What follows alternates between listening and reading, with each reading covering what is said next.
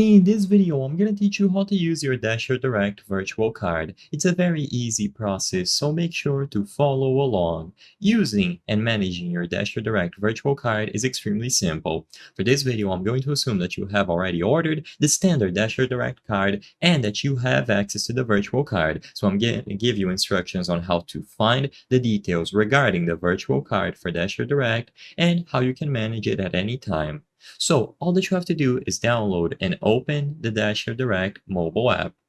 Once you sign into your account where you ordered the card from, you will be able to go over to the menu or the options and then select the option to manage card. So go over to the manage card session and finally you should see the option to view your virtual card.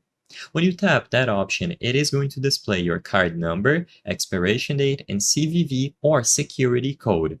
Now, usually there will also be a button to add the card to a digital wallet. So if you are using an Apple device, you will see the option to add the card to your Apple Wallet. And if you are on an Android device, you will see the option to add the card to Google Pay or the Google Wallet. If you want to add the card to the respective digital wallet, just tap that button and you will be redirected to your wallet of choice, where the card will be registered as a payment method. And if you choose to pay using the respective service, you will be able to use the Dasher Direct virtual card to issue online payments or even make payments in store, as long as it's registered to the digital wallet and you have NFC capabilities on your phone.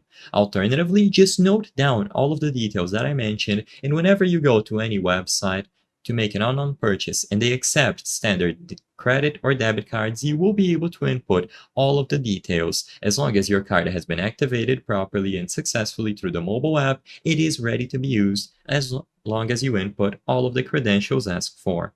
I hope I was able to help you on how to use Dasher Direct virtual card. If this video helped you, please be sure to leave a like and subscribe for more very easy tips. Thank you for watching.